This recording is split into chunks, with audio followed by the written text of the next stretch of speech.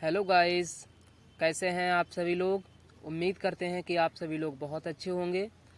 तो फ्रेंड्स, आज हम आपके लिए संविधान के जो अनुच्छेद हैं वो 1 से 36 अनुच्छेद तक आपके लिए लेकर आए हैं। इस अनुच्छेद में लगभग 3 भाग आपके कंट्रोल मतलब कंप्लीट हो जाएंगे।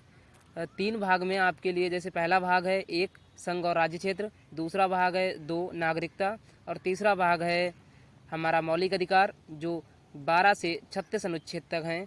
हम इन सभी भागों को और अनुच्छेदों को पीवाईक्यू प्रश्न के माध्यम से, पीवाईक्यू प्रश्नों के माध्यम से समझेंगे कि इनसे कैसे कैसे क्वेश्चन बन सकते हैं। और अगर आप कहीं से भी मतलब अपना कोर्स कंप्लीट कर रहे हैं, आप कहीं से भी कोर्स कंप्लीट करके नोट्स बना रहे हैं और आपको कहीं से भी प्रश्न नहीं मिल रहे हैं, तो हमारी क्लास कर लीजिए और हमारे वीडियो को लाइक कर लीजिए, सब्सक्राइब कर लीजिए और हमारे चैनल को इसी तरीके की वीडियो पाने के लिए सब्सक्राइब कर लीजिए और बेल आइकन को प्रेस कर लीजिए। फ्रेंड्स, हम आपके लिए इसी तरीके के हर एक टॉपिक के जीके जीएस के जितने भी टॉपिक बन सकते हैं, हर एक के पॉइंट वाइज हम आपको पीवाईक्यू क्वेश्चन लेकर आते हैं। तो फ्रेंड्स, हम आपको जितने भी क्वेश्चन लाए हैं आज, वो सभी पीवाईक्यू होंगे और पीवाईक्यू के आधार पर ही हमने सभी क्वेश्चन डिज़ाइन किए हैं। फ्रेंड्स, आप यकीन मानिए कि आप किसी भी एग्ज़ाम की तैयारी कर रहे होंगे, लेकिन हमारी क्लास से आपके जो एग्ज़ाम में सबसे ज़्यादा क्वेश्चन फंसने की उम्मीद है, क्योंकि हम आपके लिए सभी पीवाईक्यू क्वेश्चन लाते हैं और आपको पता है कि पीवाईक्यू क्वेश्चन जो हैं वो 20 से 30% ज़रूर रिपीट होते हैं, हर एक एग्ज़ाम की बात है। तो फ्रेंड्स, चलिए आज की क्लास को शुरुआत करते हैं। फ्रेंड्स, हमारी वीडियो अगर आपको पसंद आए तो वीडियो को लाइक और सब्सक्राइब ज़रूर कर लें और वीडियो को ज़्यादा से ज़्यादा शेयर करिए अपने फ्रेंड्स में, अपने भाई बहनों को, आप सभी के लिए, अपने रिश्तेदारों को शेयर कर दीजिए, जिससे हमारी जो क्लास है वो आगे के लिए बढ़ सके। तो फ्रेंड्स, चलिए आज की क्लास को पहले प्रश्न के साथ शुरुआत करते हैं। फ्रेंड्स, हम आपको बता दें कि आपके लिए जितने भी हम क्वेश्चन लेकर आए हैं वो सभी पीवाईक्यू होंगे। फ्रेंड्स, आप जितने भी क्वेश्चन यहाँ पर देखेंगे और समझेंगे, उन सभी के आंसर आपको कमेंट बॉक्स में ज़रूर बताना है, क्योंकि देखो हम तो आंसर बताएंगे ही बताएंगे, लेकिन आपको भी इनके आंसर पता होना चाहिए। जिस क्वेश्चन का आंसर आपको पता हो, आप उसका आंसर कमेंट में ज़रूर करें और वीडियो को पूरा ज़रूर देखें, क्योंकि हम लगभग आपके लिए 60 से 65 क्वेश्चन लेकर आए हैं। इस 60 से 65 क्वेश्चन में आपके लिए 3 भाग बिल्कुल कंप्लीट हो जाएंगे। ठीक है फ्रेंड्स, इसके बाद आपको कहीं से भी क्वेश्चन लगाने की ज़रूरत नहीं पड़ेगी, क्योंकि बहुत सारे लोगों के मन में डाउट रहता है कि हम कोर्स तो कंप्लीट कर लेते हैं और नोट्स भी बना लेते हैं, लेकिन उनके लिए जो प्रैक्टिस करने का टाइम नहीं मिल पाता और ना ही प्रैक्टिस करने के लिए क्वेश्चन मिल पाते हैं। तो हम आपके लिए वैसे ही क्वेश्चन लेकर आए हैं, प्रैक्टिस करने के लिए सभी पीवाईक्यू क्वेश्चन लेकर आए हैं जो प्रीवियस ईयर मतलब पेपर में पूछे गए हैं। ठीक है फ्रेंड्स, तो चलिए फ्रेंड्स, आज की क्लास को शुरुआत करते हैं आज के पहले प्रश्न के साथ। तो फ्रेंड्स, आज का पहला प्रश्न आपके सामने आ चुका है। आज का पहला क्वेश्चन है कि भारत के संविधान के अंतर्गत निम्नलिखित में से किसको राज्यों की सीमाओं को परिवर्तित करने की शक्ति प्राप्त है। अर्थात हम बात करें कि जो भारत का संविधान है हमारा, उसमें ऐसा किसको अधिकार दिया गया है कि वो किसी भी राज्य को भारत में मिला सकता है या किसी भी राज्य की सीमा में परिवर्तन कर सकता है या किसी भी राज्य के क्षेत्र को घटा या बढ़ा सकता है। तो क्या वो संसद है, ऑप्शन नंबर ए, क्या वो लोकसभा है, ऑप्शन नंबर बी, या राष्ट्रपति हैं, ऑप्शन नंबर सी, या सुप्रीम कोर्ट है यानी सर्वोच्च न्यायालय है, ऑप्शन नंबर डी। तो फ्रेंड्स, इसका राइट आंसर होगा ऑप्शन नंबर ए, संसद। अर्थात हमारे भारतीय संविधान में संसद को ये अधिकार दिया गया है कि वो भारत के अंदर किसी भी राज्य की सीमाओं और क्षेत्र और नाम में परिवर्तन कर सकती है। ठीक है फ्रेंड्स, इसमें राष्ट्रपति को ये अधिकार नहीं दिया गया है, लोकसभा को नहीं दिया गया है और सर्वोच्च न्यायालय को नहीं दिया गया है। ठीक है, क्योंकि राष्ट्रपति की पूर्व अनुमति से ही यहाँ पर राज्यों में परिवर्तन होता है और राष्ट्रपति की जो पूर्व अनुमति ली जाती है वो अनुच्छेद 368 के तहत ली जाती है। ठीक है फ्रेंड्स, क्योंकि इन्हें 368 के बाहर रखा गया है और जिस भी संशोधन को या जिस भी नियम कानून को 368 के बाहर रख दिया जाता है उसमें राष्ट्रपति की अनुमति अनिवार्य नहीं होती है। ठीक है फ्रेंड्स, चलिए अगले क्वेश्चन पर बढ़ते हैं। आज का अगला क्वेश्चन है क्वेश्चन नंबर 2 कि राज्य पुनर्गठन आयोग ने 1 नवंबर 1956 को कितने राज्य तथा कितने संघ राज्य बनाए थे। यानी जो राज्य पुनर्गठन आयोग बना था 1955 में, इसने 1 नवंबर 1956 को ये लागू होता है और 1 नवंबर 1956 को कितने राज्य बन गए थे और कितने इसमें संघ शासित प्रदेश बन गए थे, अर्थात यूनियन टेरिटरी बन गए थे।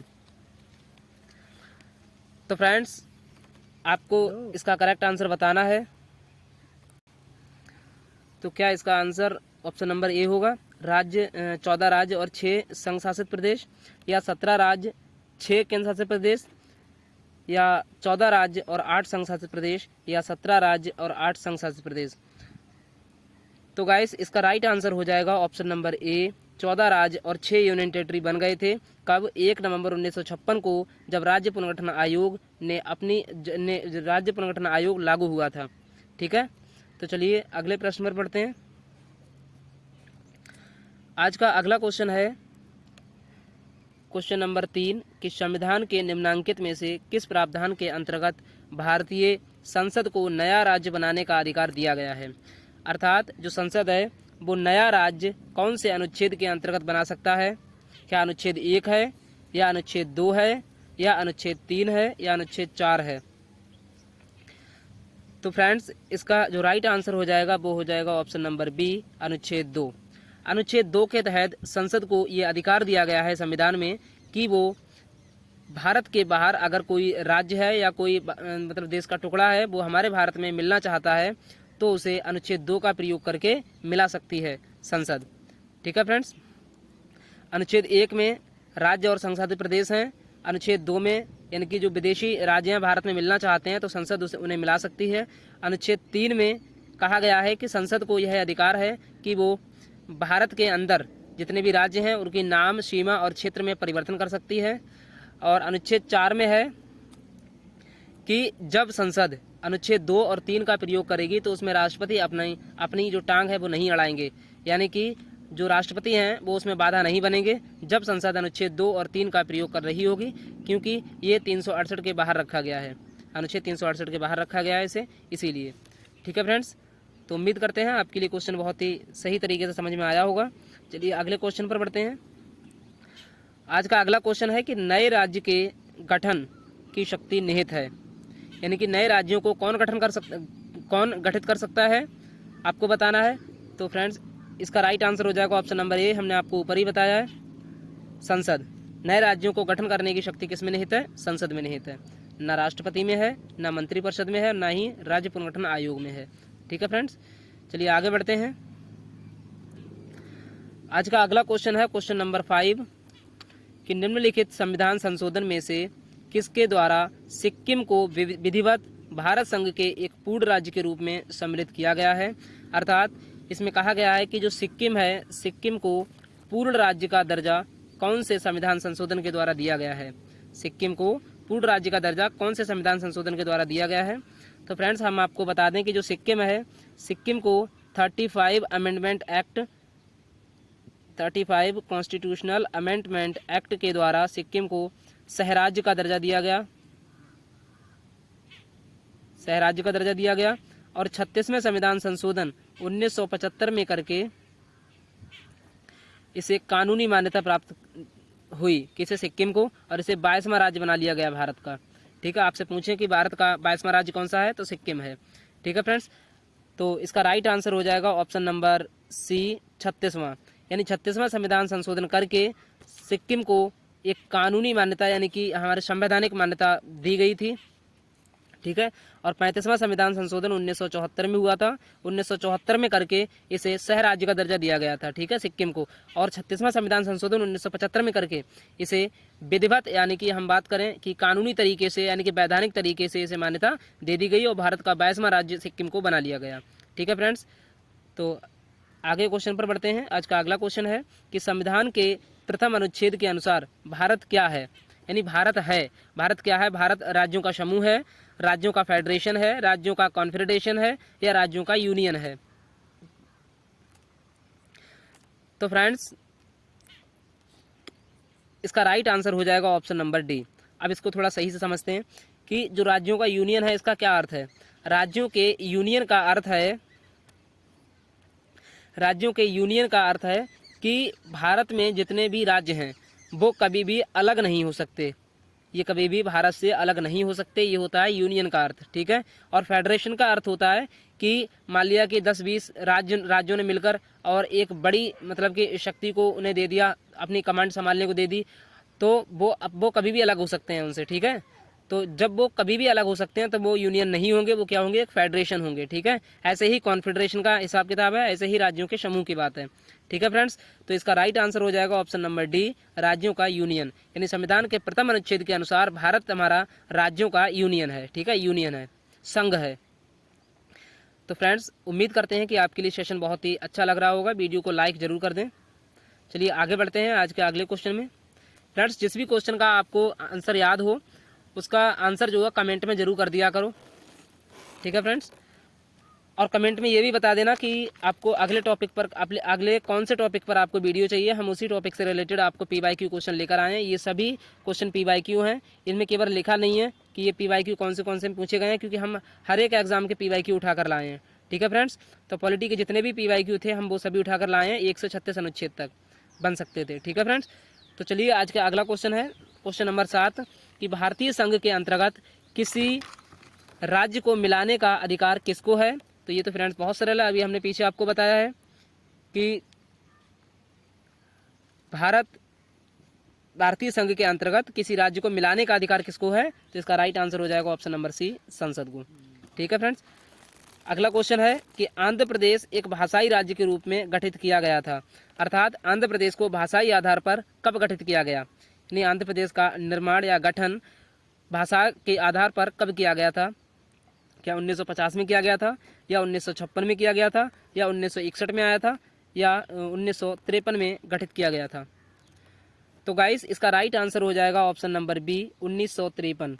1953 में आंध्र प्रदेश को एक भाषाई राज्य के रूप में गठित किया गया था, ठीक है। और भाषाई आधार पर गठित होने वाला प्रथम राज्य जो है हमारा वो आंध्र प्रदेश ही है, ठीक है फ्रेंड्स। आपको पता है 1956 में 1 नवंबर 1956 को राज्य पुनर्गठन आयोग लागू होता है, ठीक है। और 14 राज्य 6 यूनियन टेरिटरी बन जाते हैं, आप सभी को पता है। और 1950 में हमारा भारतीय संविधान लागू हुआ, और 1953 में आपको पता है कि भारतीय मतलब आंध्र प्रदेश को भाषाई आधार पर पहला राज्य गठित किया गया था, ठीक है। चलिए आगे बढ़ते हैं। आज का अगला क्वेश्चन है कि क्वेश्चन नंबर 9 है कि भाषाई आधार पर राज्यों का पुनर्गठन कब किया गया था। यानी भाषा के आधार पर राज्यों का पुनर्गठन कब किया गया था। तो इसका राइट आंसर क्या होगा, क्या 1956 में किया गया था, या 1962 में किया गया था, या 1960 में किया गया था, या 1978 में किया गया था। तो गाइज इसका राइट आंसर हो जाएगा ऑप्शन नंबर ए, 1956। 1956 में भाषाई आधार पर राज्यों का पुनर्गठन किया गया था। लेकिन आपसे यहीं पर पूछ लेता कि भाषाई आधार पर राज्यों का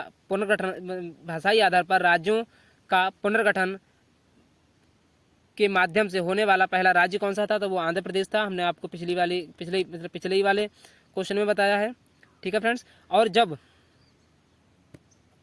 1956 में राज्य पुनर्गठन अधिनियम लागू होता है तब हमारे 14 राज्य और 6 यूनियन टेरिटरी बन गए थे, ठीक है फ्रेंड्स।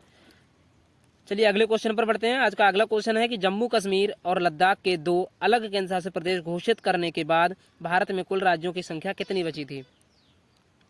यानी जब जम्मू कश्मीर और लद्दाख दोनों को अलग अलग केंद्र शासित प्रदेश घोषित कर दिया, उसके बाद भारत में कुल राज्यों की संख्या कितनी बची थी। तो फ्रेंड्स इसका राइट आंसर हो जाएगा ऑप्शन नंबर ए, 29। राज्यों की जो संख्या हो जाएगी वो 29 हो गई थी, ठीक है फ्रेंड्स। आगे बढ़ते हैं। आज का अगला क्वेश्चन है गाइस कि भाषाई आधार पर सर्वप्रथम किस राज्य का पुनर्गठन किया गया था। ये पिछला ही क्वेश्चन रिपीट हो गया है, तो इस क्वेश्चन का राइट आंसर हो जाएगा option number B, Andhra Pradesh, ठीक है। आपको बताना है क्वेश्चन नंबर 12 कि दिल्ली क्या है। दिल्ली है क्या है, एक राज्य है, या एक स्वायत्त शासी परिषद है, या एक केंद्र शासित प्रदेश है, या कोई नहीं है। तो इस क्वेश्चन का राइट आंसर हो जाएगा ऑप्शन नंबर बी, केंद्र शासित प्रदेश। यानी दिल्ली जो है एक केंद्र शासित प्रदेश है, और जनसंख्या के मामले में यानी कि पॉपुलेशन के माध्यम से भी सबसे बड़ा जो यूनियन टेरिटरी है वो दिल्ली है, ठीक है। और जनसंख्या घनत्व भी किसका है, दिल्ली का है सबसे अधिक। चलिए आगे बढ़ते हैं।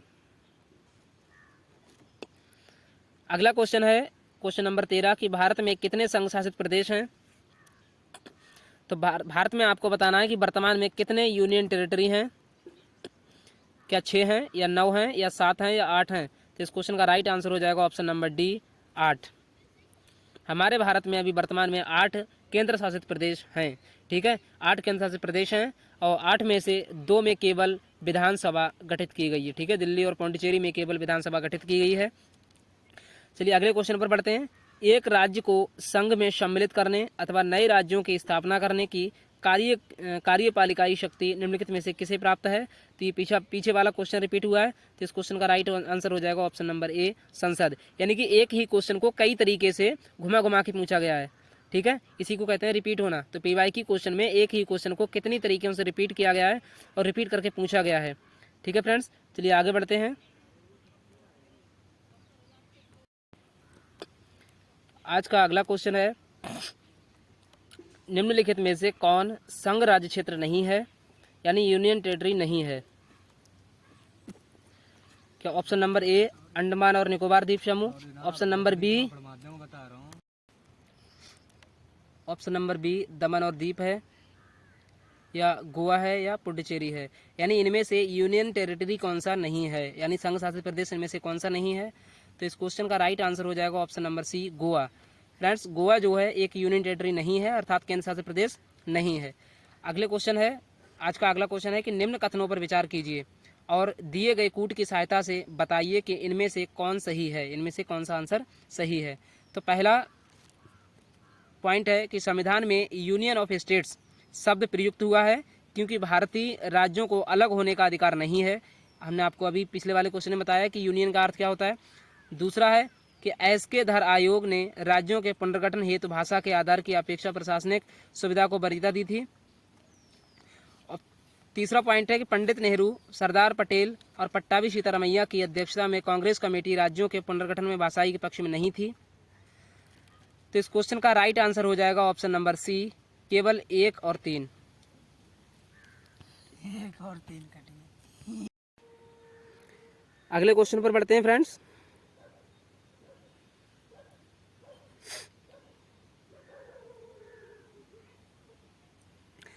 आज का अगला क्वेश्चन है क्वेश्चन नंबर 17 कि भारत में कितने राज्य और संघ शासित प्रदेश हैं, अर्थात अभी वर्तमान में भारत में कितने राज्य हैं और कितने संघ शासित प्रदेश हैं, ये आपको बताना है। क्या भारत में 28 राज्य हैं और 8 केंद्र शासित प्रदेश हैं, या फिर 25 राज्य और 8 केंद्र शासित प्रदेश हैं, या फिर 26 राज्य और 6 केंद्र शासित प्रदेश हैं, या फिर 29 राज्य और 7 केंद्र शासित प्रदेश हैं। तो गाइस, इसका राइट आंसर हो जाएगा ऑप्शन नंबर ए। हमारे भारत में 28 राज्य और 8 केंद्र शासित प्रदेश हैं वर्तमान में। ठीक है, चलिए अगले क्वेश्चन पर बढ़ते हैं। आज का अगला क्वेश्चन है कि निम्नलिखित में से कौन एक नए राज्यों के निर्माण के लिए संवैधानिक उपबंध नहीं है, यानी कि नए राज्यों के निर्माण के लिए संवैधानिक उपबंध निम्नलिखित में से कौन सा नहीं है, अर्थात संसद जो है निम्न में से किस में परिवर्तन नहीं कर सकती है। तो क्या किसी राज्य का क्षेत्र नहीं बढ़ा सकती है संसद, या किसी राज्य के क्षेत्र को घटाया बढ़ा नहीं सकती है, या किसी राज्य का नाम परिवर्तन नहीं कर सकती है, या किसी राज्य संघ राज्य क्षेत्र शामिल नहीं कर सकती है। तो इस क्वेश्चन का राइट आंसर हो जाएगा ऑप्शन नंबर डी, एक राज्य संघ राज्य क्षेत्र शामिल करना, यानी कि किसी भी यूनियन टेरिटरी को सम्मिलित नहीं कर सकती है संसद। ठीक है फ्रेंड्स, आगे बढ़ते हैं अगले क्वेश्चन पर। अगला क्वेश्चन है भारतीय संविधान का निम्नलिखित में से कौन सा अनुच्छेद यह निर्धारित करता है कि राजकोष से संपोषित कुओं, तालाबों एवं स्नानों का घाटों का प्रयोग करने से किसी भी नागरिक को वंचित नहीं किया जा सकता है। ये हमारे मौलिक अधिकार से आ गए हैं क्वेश्चन। ठीक है फ्रेंड्स, मौलिक अधिकार से क्वेश्चन आ निकले हैं। जैसे ऑप्शन नंबर ए है अनुच्छेद 14, ऑप्शन नंबर सी है अनुच्छेद 16, अनुच्छेद नंबर बी है वो ऑप्शन नंबर बी है अनुच्छेद 15, ऑप्शन नंबर डी है अनुच्छेद 17।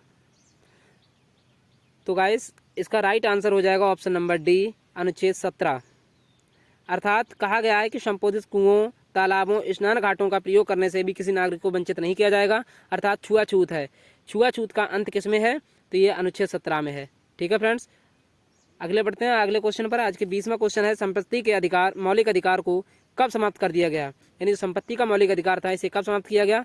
तो संपत्ति के मौलिक अधिकार को 44वें संविधान संशोधन 1978 के द्वारा समाप्त कर दिया गया और इसको अब 300 के का में रखकर एक कानूनी अधिकार बना दिया गया है। 300 के काम में रखकर कानूनी अधिकार बना दिया गया है। ठीक है, चलिए आगे बढ़ते हैं। आज का अगला क्वेश्चन है कि निम्नलिखित मतों से किसको संविधान द्वारा मौलिक अधिकारों को लागू करने की शक्ति दी गई है। यानी कि मौलिक अधिकारों को लागू कौन कर सकती है?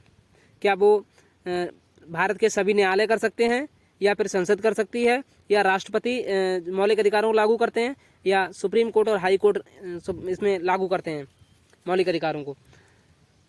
तो गाइस आपको बता दें कि जो मौलिक अधिकारों को लागू करने की शक्ति प्राप्त है वो है संसद को, ऑप्शन नंबर बी। यानी संसद जो है मौलिक अधिकारों को लागू कर सकती है। ठीक है, अगले क्वेश्चन पर बढ़ते हैं। अगला क्वेश्चन है कि संविधान के किस प्रावधान द्वारा अस्पृश्यता का उन्मूलन किया गया है। अस्पृश्यता मतलब होता है छुआछूत। तो छुआछूत का अंत कौन से अनुच्छेद के अंदर किया गया है? तो इस क्वेश्चन का राइट आंसर हो जाएगा ऑप्शन नंबर सी, अनुच्छेद 17। अनुच्छेद 17 में छुआछूत का अंत किया गया है। चलिए, और अनुच्छेद 14 में विधि के समान संरक्षण दिया गया है। अनुच्छेद 21 में दैहिक और प्राण और दैहिक स्वतंत्रता है। अनुच्छेद 19 में विभिन्न तरीके की स्वतंत्रताएं दी गई हैं। ठीक है फ्रेंड्स, चलिए आगे बढ़ते हैं। अगला क्वेश्चन है मौलिक अधिकार के बारे में निम्न में से कौन सा सही है। यानी कि मौलिक अधिकार के बारे में इनमें से कौन सा कथन सही कहा गया है? क्या ऑप्शन नंबर ए है, यानी कि कभी भी निलंबित नहीं किया जा सकता मौलिक अधिकारों को, या ऑप्शन नंबर बी है प्रधानमंत्री के निर्देशों से निलंबित हो सकते हैं, या ऑप्शन नंबर सी है राष्ट्रपति की इच्छा पर निलंबित हो सकते हैं, या ऑप्शन नंबर डी है कि आपातकालीन स्थिति में निलंबित किया जा सकते हैं। तो गाइस इसका राइट आंसर हो जाएगा ऑप्शन नंबर सी, राष्ट्रपति की इच्छा पर निलंबित हो सकते हैं। कब? आपातकाल के दौरान।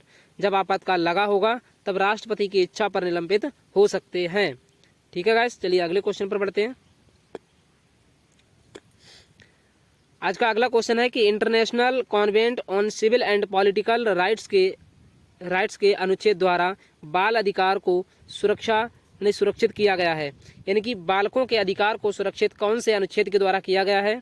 क्या वो अनुच्छेद 35 है, या अनुच्छेद 24 है, या अनुच्छेद 21 है, या अनुच्छेद 23 है? तो गाइस इसका राइट आंसर हो जाएगा ऑप्शन नंबर 23। सॉरी अनुच्छेद 23 नहीं है, अनुच्छेद 24 है। अनुच्छेद 24 में कहा गया है कि 14 से कम उम्र के बच्चों को भारी कामों में हम नहीं लगा सकते। यानी कि भारी काम जैसे कारखाना हो गया, कहीं भी गोदाम हो गए, उनमें हम काम नहीं करवा सकते हैं 14 साल से कम बच्चों के लिए। ठीक है, यही हमारा था international covenant on civil and political rights. ठीक है, इसी के अनुसार 14 वर्ष से कम आयु के बच्चों को भारी काम करने से मना किया गया और इसकी चर्चा अनुच्छेद 24 में की गई है। ठीक है गाइस, चलिए अगले क्वेश्चन पर बढ़ते हैं। आज का अगला क्वेश्चन है कि निम्नलिखित युग्मों में कौन सा सम्मिलित नहीं है, यानी कौन सा सही नहीं है? तो ऑप्शन नंबर ए है कि मानव के दुर्व्यापार और बालाश्रम पर रोक, ये कौन से अनुच्छेद के द्वारा लगाई गई है? 23, ये भी ठीक है। ऑप्शन नंबर बी है कि अल्पसंख्यकों वर्गों के हितों का संरक्षण अनुच्छेद 29 में दिया गया है, ये भी एकदम ठीक है। सी है कि संवैधानिक उपचारों का अधिकार अनुच्छेद 32 में है, ये भी ठीक है। लेकिन शिक्षण संस्थानों की स्थापना इसमें आर्टिकल नहीं दिया गया है, कोई भी आप आर्टिकल देख सकते हैं। लेकिन इसका राइट आंसर जो होगा वो होगा ऑप्शन नंबर डी, यानी शिक्षा संस्थानों की स्थापना। ये मतलब हमारे आर्टिकल कितने में दी गई है? 30 में दी गई है। आर्टिकल 30 में शिक्षण संस्थानों की स्थापना दी गई है। चलिए आगे बढ़ते हैं। आज का अगला क्वेश्चन है कि भारत के संविधान के किस भाग में हम नागरिकता से संबंधित प्रावधानों को पाते हैं? यानी नागरिकता को कौन से भाग में रखा गया है? क्या भाग 1 में रखा गया है नागरिकता को, या भाग 7 में रखा गया है, या भाग 2 में रखा गया है, या भाग 9 में रखा गया है? तो गाइस इसका राइट आंसर हो जाएगा ऑप्शन नंबर बी, भाग 2। और अनुच्छेद की अगर हम बात करते हैं तो 5 से 11, अनुच्छेद 5 से 11 और भाग 2 में नागरिकता को रखा गया है। ठीक है गाइस, अगला क्वेश्चन है क्वेश्चन नंबर 28 कि भारत में नागरिकता प्राप्त करने की कितनी विधियां बताई गई हैं? तो भारत में नागरिकता प्राप्त करने की कितनी विधियां बताई गई हैं आपको बताना है। क्या 7 विधियां बताई गई हैं, या 5 विधियां बताई गई हैं, या 10 विधियां बताई गई हैं, या 4 विधियां बताई गई हैं? तो गाइस आपको हम बता दें कि भारत में नागरिकता प्राप्त करने की हमारे संविधान में केवल 5 विधियां बताई गई हैं। 5 विधियां बताई गई हैं। एक हमारे जन्म के आधार पर हो जाएगी, पंजीकरण के आधार पर हो जाएगी, और इसी तरीके की कई मतलब कि 3 और विधियां हो जाएंगी। ठीक है फ्रेंड्स, अर्जित भूमि के आधार पर हो जाएगी। इसी तरीके से कई प्रकार की मतलब हमारी नागरिकता हो जाएगी ग्रहण करने की। ठीक है, तो इसका राइट आंसर हो जाएगा ऑप्शन नंबर सी, 5, यानी 5 प्रकार की नागरिकता प्राप्त करने की हमारे संविधान में विधियां बताई गई हैं। अगला क्वेश्चन है आज का क्वेश्चन नंबर 29 कि निम्न में से कौन नागरिकता के अर्जन हेतु शर्तों को नियत करने के लिए सक्षम है। यानी कि नागरिकता संबंधी कानून कौन बनाता है, इनका सीधे से कहने का स्पष्ट मतलब है। ठीक है गाइस, आपको बता दें ये सभी क्वेश्चन PYQ हैं।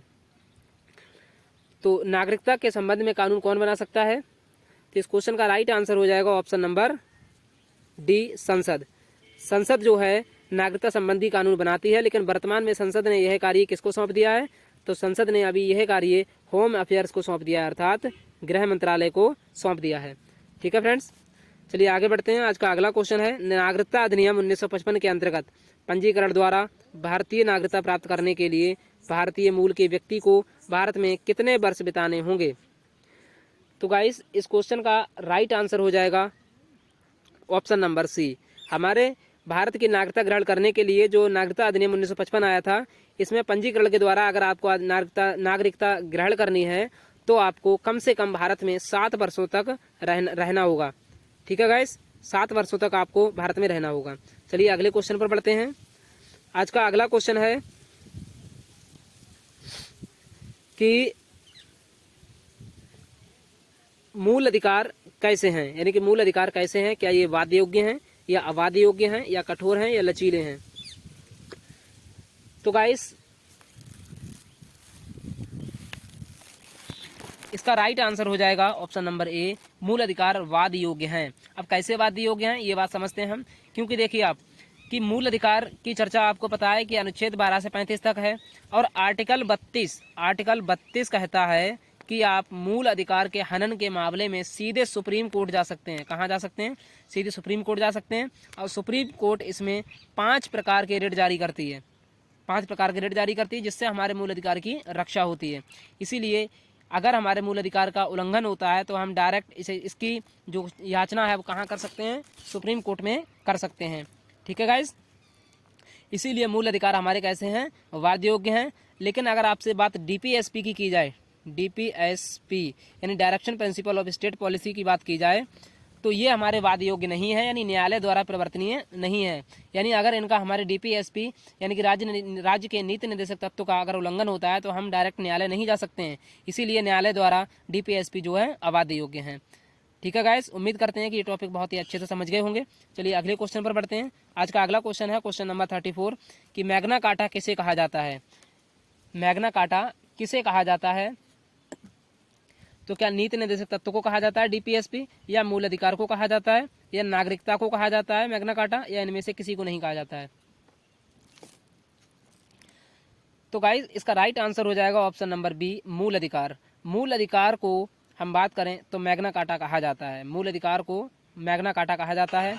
और आपको बता दें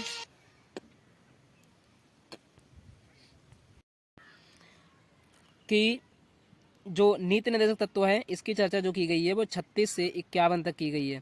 अनुच्छेद 36 से 51 तक हमारे नीति निर्देशक तत्वों की चर्चा है। नागरिकता आपको बता ही दिया कि 5 से 11 अनुच्छेद तक इसकी चर्चा है। और मूल अधिकार तो आपको पता ही है कि 12 से 35 अनुच्छेद तक मूल अधिकार की चर्चा की गई है। ठीक है फ्रेंड्स, आपको हम जितने भी अदर फैक्ट बताते हैं वो भी आपको ध्यान रखना है कि आपके लिए हम कौन कौन से अदर फैक्ट बताते हैं, जिससे आपके लिए आगे के लिए क्वेश्चन और भी बन सकते हैं। जैसे हमने आपके लिए 60 से 65 क्वेश्चन लेकर आए हैं, लेकिन अदर जानकारी के अनुसार हमारे ये क्वेश्चन कम से कम आपके लिए 150 क्वेश्चन हो जाएंगे, 150 क्वेश्चन हो जाएंगे। ठीक है गाइस, चलिए आगे बढ़ते हैं आज के अगले क्वेश्चन पर। आज का अगला क्वेश्चन है कि मूल अधिकार किस देश से लिया गया है, यानी मूल अधिकार को कहाँ से लिया गया है। क्या आयरलैंड से लिया गया है, या USA से लिया गया है, या फ्रांस से लिया गया है, या जर्मनी से लिया गया है। तो गाइस, इसका राइट आंसर हो जाएगा ऑप्शन नंबर बी, USA, यानी कि अमेरिका से हमारे मूल अधिकार को लिया गया है, या अमेरिका के संविधान से हमारे मूल अधिकार को ग्रहण किया गया है।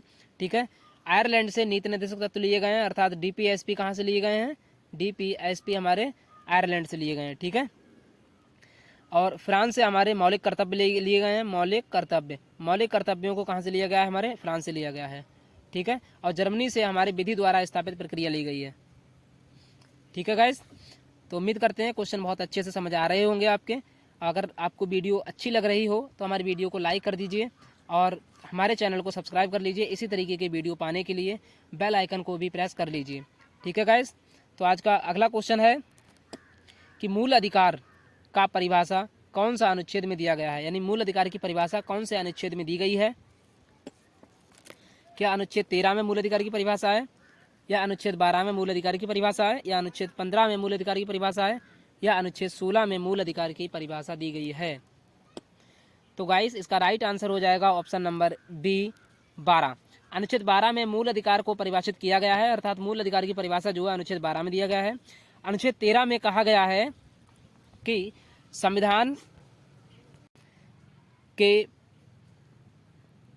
प्रारंभ में या अंत में, यानी कि जब संविधान बना था तब, या संविधान के बनने से पहले, या संविधान के बनने से बाद कोई ऐसा कानून अगर संसद बना देती है जिससे किसी दूसरे के मूल अधिकार डिस्टर्ब हों या उनका उल्लंघन हो, तो इसमें सुप्रीम कोर्ट जो है आर्टिकल 13 का प्रयोग करके इसे मतलब निरस्त कर सकती है।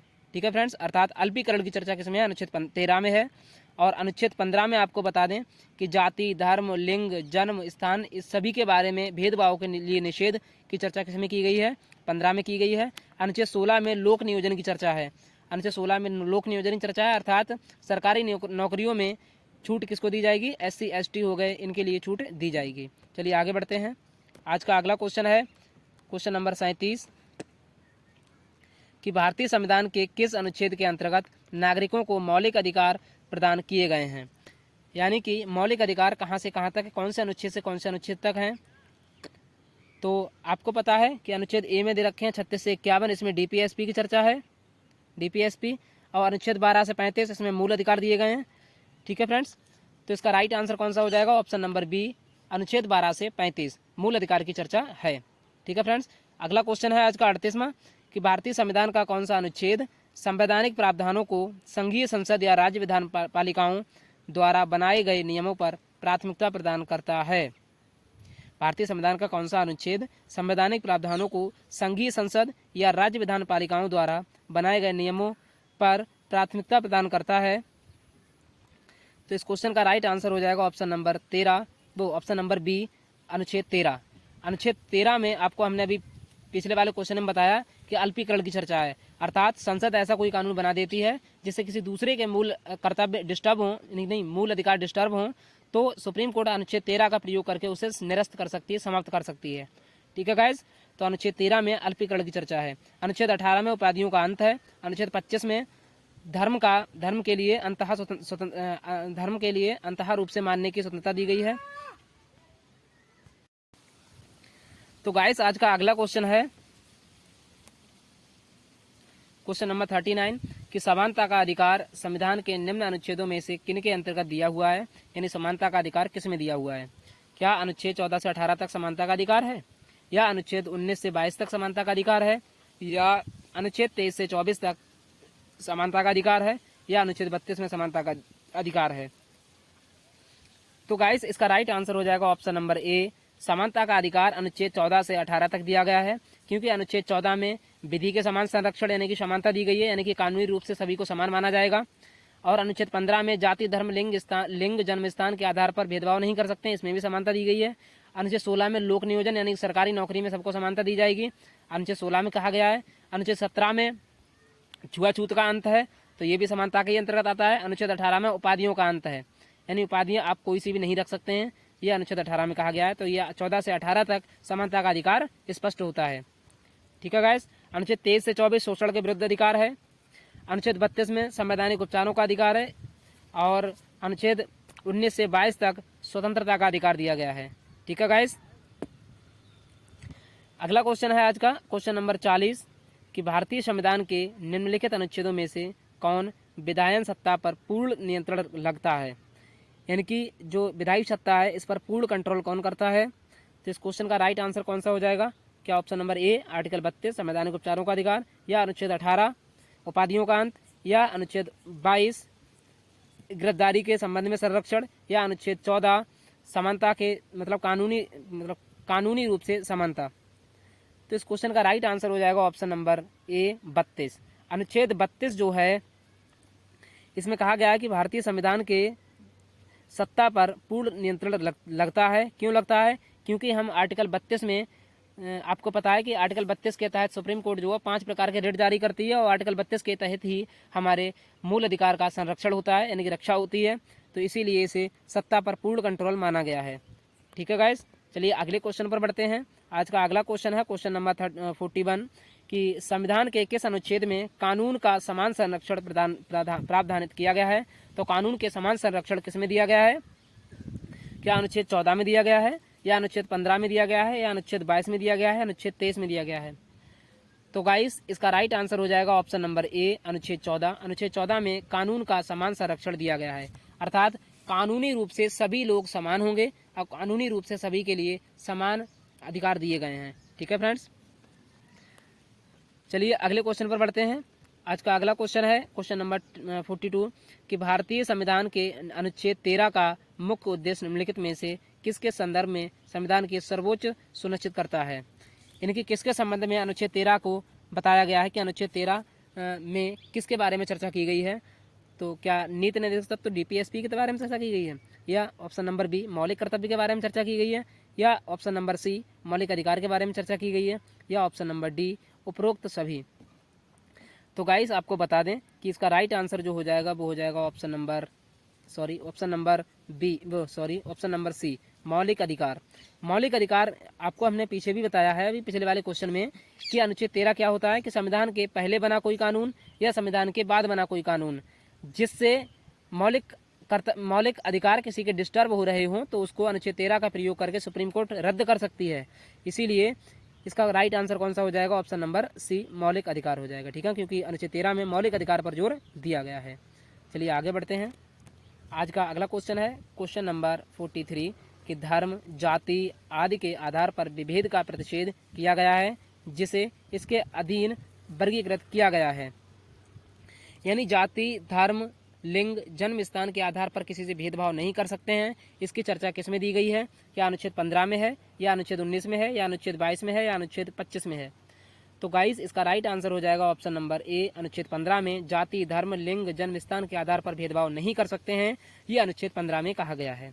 ठीक है गाइस, अनुच्छेद 19 में विभिन्न तरीके की स्वतंत्रताएं दी गई हैं। जैसे हम बात करते हैं कि 19 के फर्स्ट में अभिव्यक्ति की स्वतंत्रता है, 19 के सेकंड में सभा करने की, 19 के थर्ड में संगठन बनाने की, 19 के फोर्थ में भ्रमण करने की, 19 के फिफ्थ में हम बात करें मतलब बस जाने की, और 19 के सिक्स में संपत्ति अर्जित करने की, और 19 के सेवेंथ में व्यवसाय करने की स्वतंत्रता दी गई है। तो इस तरीके की सभी स्वतंत्रताएं किसमें दी गई हैं? आर्टिकल 19 में दी गई हैं, 19 में दी गई हैं। ठीक है फ्रेंड्स, अनुच्छेद 22 में है कि कोई अगर व्यक्ति गिरफ्तार हो गया है तो गिरफ्तार व्यक्ति के बारे में संरक्षण बताता है अनुच्छेद 22। अनुच्छेद 25 में कहा गया है कि धर्म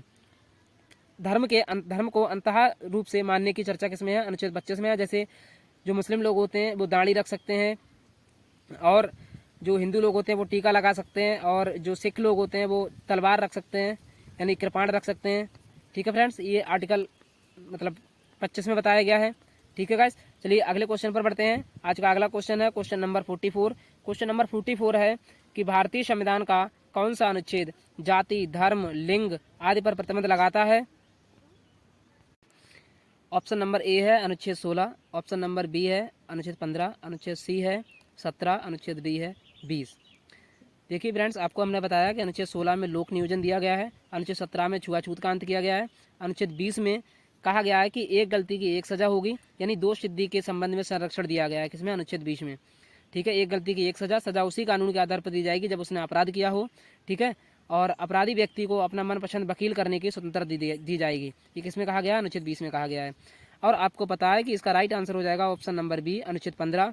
अनुच्छेद 15 कहता है कि जाति, धर्म, लिंग और जन्म स्थान के संबंध में किसी से भेदभाव नहीं कर सकते हैं। ठीक है गाइस, चलिए आगे बढ़ते हैं आज के अगले क्वेश्चन पे।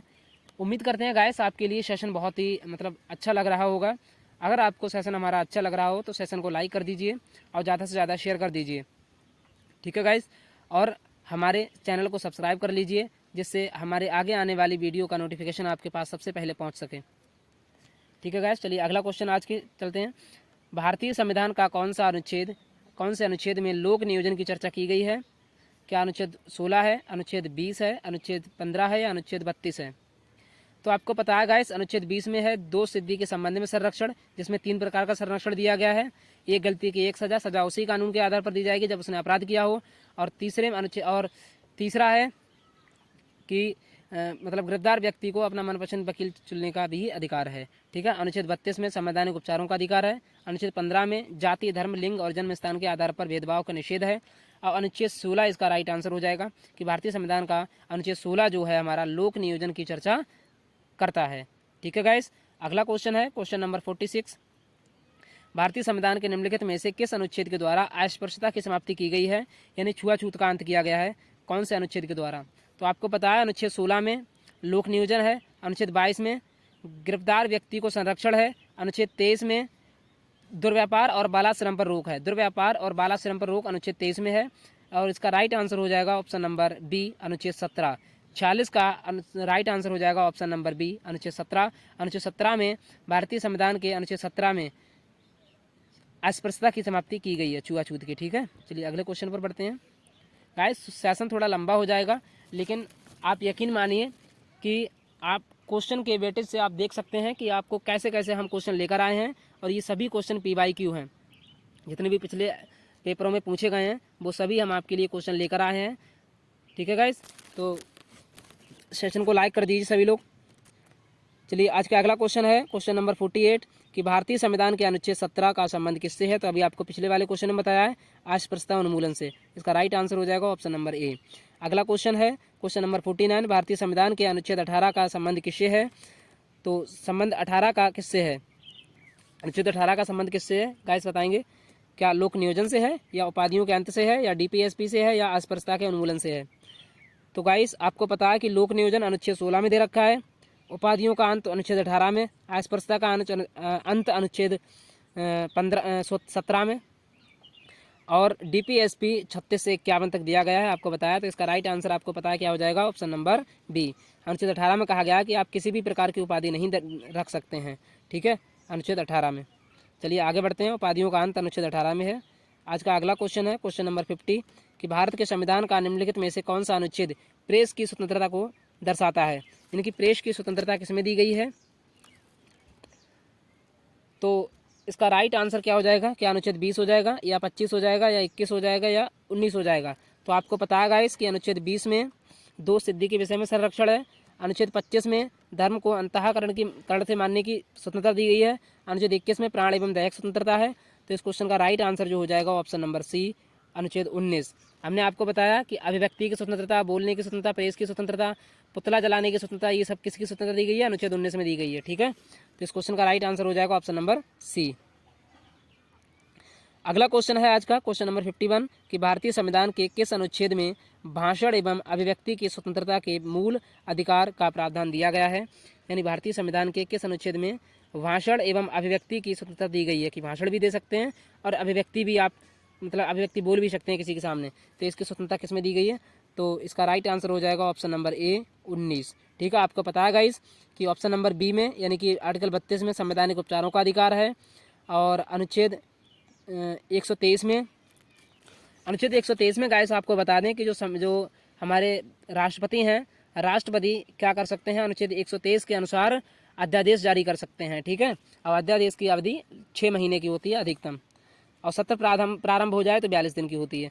और अनुच्छेद 18 में आपको पता है क्या दिया गया है? उपाधियों का अंत दिया गया है। तो इस क्वेश्चन का 51 का आंसर हो जाएगा ऑप्शन नंबर ए, अनुच्छेद 19। अगला क्वेश्चन है कि उच्चतम न्यायालय की व्यवस्था अनुसार निजी भवनों के ऊपर राष्ट्रीय झंडा को फहराना हर नागरिक का मौलिक अधिकार है। यानी झंडा फहराना ये कौन से मौलिक अधिकार के अंतर्गत आता है? क्या अनुच्छेद 200 में आएगा? ये तो कोई भी मतलब एलिमिनेट कर देगा ऑप्शन। और अनुच्छेद 250 ये भी कर देगा, क्योंकि इसमें स्वतंत्रता की बात की गई है, मौलिक अधिकार की बात की गई है यहाँ पर। तो मौलिक अधिकार या तो 29 में है या 19 के फर्स्ट में है, तो 2 ऑप्शन बचते हैं। आपको पता है कि 29 में तो आएगा नहीं, क्योंकि स्वतंत्रता जो दी गई है, सबसे पहले स्वतंत्रता की जो बात करी गई है झंडा फहराने की, तो वो आर्टिकल 19 के फर्स्ट में दी गई है। ठीक है, कि आप झंडा फहरा सकते हैं, किसी के सामने बोल सकते हैं। ठीक है, आप प्रेस मतलब कि प्रेस की स्वतंत्रता दी गई है। ठीक है, तो इस क्वेश्चन का राइट आंसर हो जाएगा ऑप्शन नंबर सी।